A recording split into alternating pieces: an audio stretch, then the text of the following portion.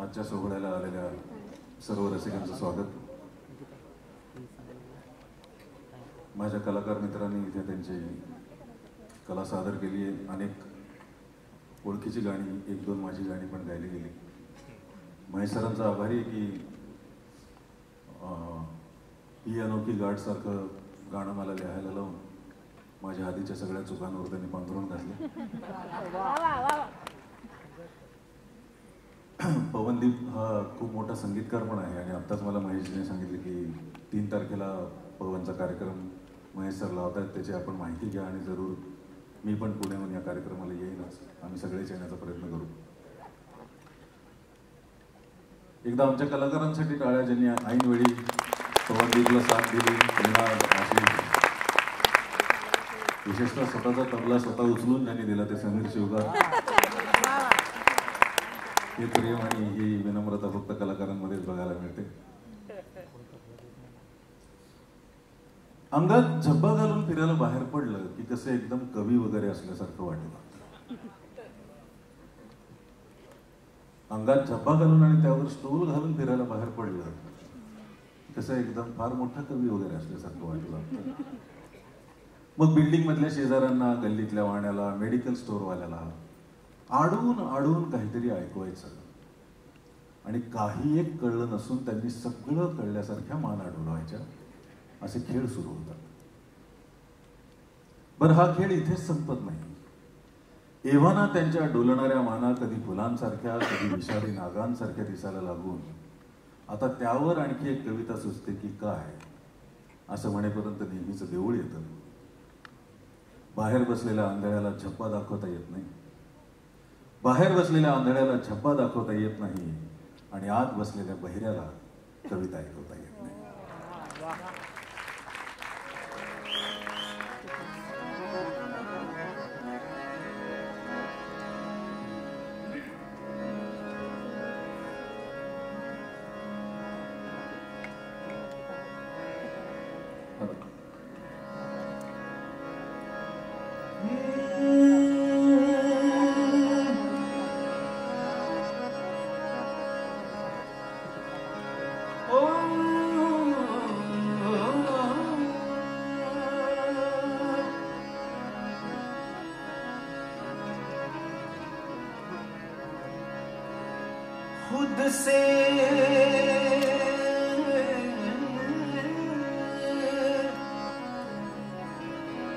खुद से अलग हुआ हूँ,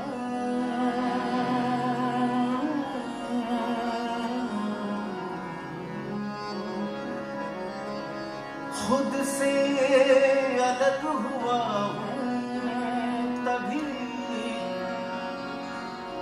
तुझसे जुड़ा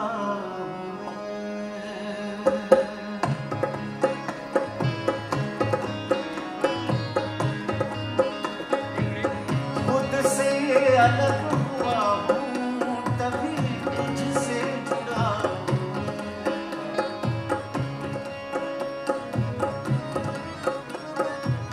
खुद से अलग हुआ हूँ, तभी तुझसे जुड़ा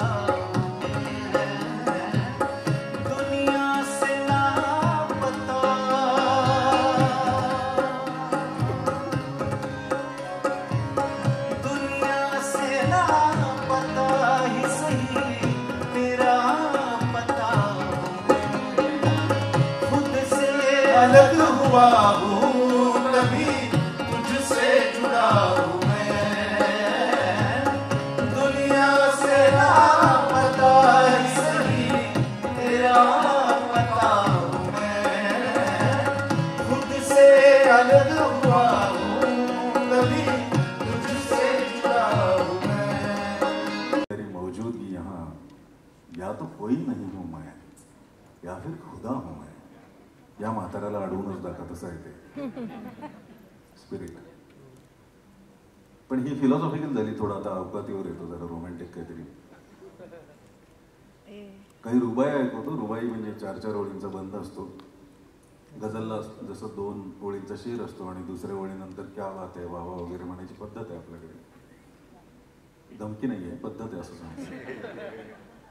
तसं रुबाईला तेच आपल्याला चौथ्या ओळीला करायचं आहे.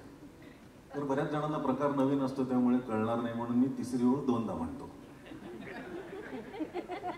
साधारण अंदाज यावा की येते चौथी ओळी येते. पण जोक्स आपण खरं तर ती ओळ तशी लिहिलेली असावी लागते कवीने. मी प्रयत्न करतो, बघूया. की तिला पाहून सळसळत्या बनाची आठवण येते, तिला पाहून सळसळत्या बनाची आठवण येते, तिच्या गंधाळण्याने चंदनाची आठवण येते.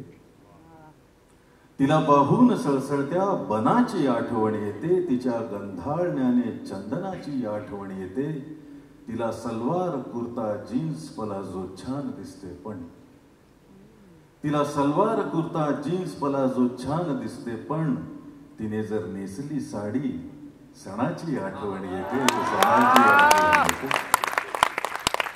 मलाही ती दिसत होती, तिलाही मी दिसत होतो, सरळ बाकावरी आम्ही जरा तिरपे बसत होतो.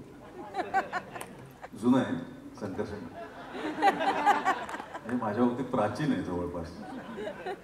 मलाही ती दिसत होती, तिलाही मी दिसत होतो, सरळ बाकावरी आम्ही जरा तिरपे बसत होतो. आम्हा दोघांमध्ये होता वयाचा कोवळा कार्बन, आम्हा दोघांमध्ये होता वयाचा कोवळा कार्बन. वहीवर नाव लिहिताना मनावरती ठसत होतो. मलाही ती दिसत होती, तिलाही मी दिसत होतो. मला काही कमी नव्हते, मला काही कमी नाही, तरीही मी सुखी आहे अशी काही हमी नाही. मला काही कमी नव्हते, मला काही कमी नाही, तरीही मी सुखी आहे अशी काही हमी नाही. तिच्या एका उतारीवर नजर ठेवून होतो मी, तिच्या एका उतारीवर नजर ठेवून होतो मी. प्युअर सिक्वेन्स होता रे तरी झाली रमी नाही, सुखी आहे अशी हमी नाही.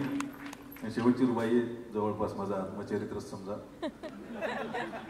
कवीने संक्षिप्त लिहावं म्हणतात.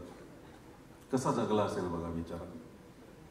की कधी शाळेमध्ये नाजूक कळ्यांची चौकशी केली, कधी कॉलेजमध्ये ताज्या फुलांची चौकशी केली. स्वरच हातास लागतो कसा जगलाय सांगताना. कधी शाळेमध्ये नाजूक कळ्यांची चौकशी केली, कधी कॉलेजमध्ये ताज्या फुलांची चौकशी केली. कितीदा चान्स होता पण कमी पडले जरा धाडस, कितीदा चान्स होता पण कमी पडले जरा धाडस. ती परवा भेटल्यावर मी मुलांची चौकशी केली, ती परवा भेटल्यावर मी मुलांची चौकशी केली.